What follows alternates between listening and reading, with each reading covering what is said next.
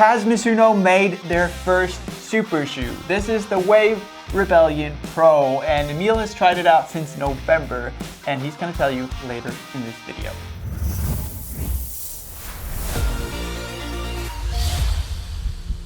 It's insanely light when I hold it.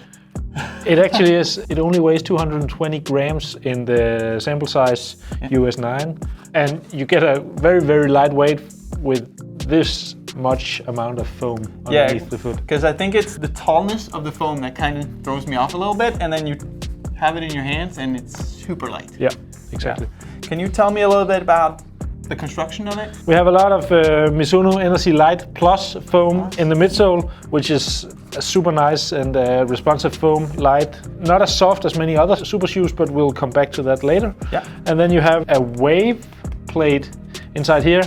And the funny thing is that this plate is not carbon. Okay. It's actually 70% nylon and 30% carbon. So for a super shoe, a bit weird, but actually pretty nice. Yeah. And the upper is a simple engineered mesh, sits nice on the foot and gives a lot of breathability. Yeah, it's super thin. It feels really, really thin. And actually the outsole as well, I think we have to mention that because you get a lot of outsole for a super shoe. We tried the Rebellion last year. Max did that. He thought it was a little bit slippery on the wet days, so it's nice to hear that it's a little bit more grippy. Yeah, it's definitely grippy for a super shoe. When we look at the midsole here, it has a little bit of a strange geometry. How does it feel to run it? When I first put it on, I was like, this is not very super.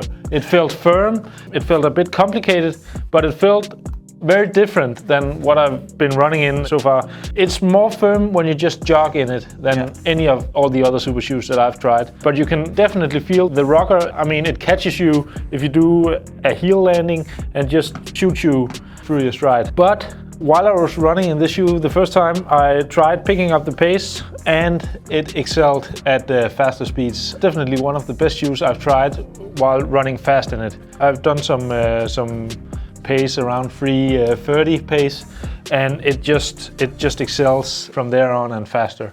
I would definitely recommend it for the faster runner because you need to really push it to get the nice return that you get from it. I don't know if you're a bit heavier, if it can do the same because you press it down the same way as when you're running faster in it. Okay. So maybe it would also be good for the heavier runner.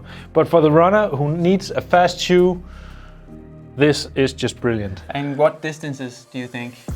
Is it 5K, 10K, longer distances? I mean, you could do it all. You can do 5Ks, you can do marathons. It's so cushioned that you can do most in it. Even though it has a stack height this high, it doesn't feel awkward in corners. That's good. Yeah, so you can do street races, 5Ks, everything in it. So for me, it sounds like it's more towards the faster runners, but if you're more of a runner like I am, then maybe you can use it for the shorter races, so 5, 10, half marathon. Exactly. Yeah. It just requires that you push the pace. And Emil, the question, is this a super shoe? This is definitely a super shoe, even though it doesn't have a full carbon plate, but it's only nylon and carbon. This is one of the fastest super shoes that I've run in. And you've actually tried a lot of them. I've tried pretty much all of them. Yeah, that's amazing. So that is the Mizuno Wave Rebellion Pro, Mizuno's first super shoe, in our opinion. And you can of course find it on runningexpert.com.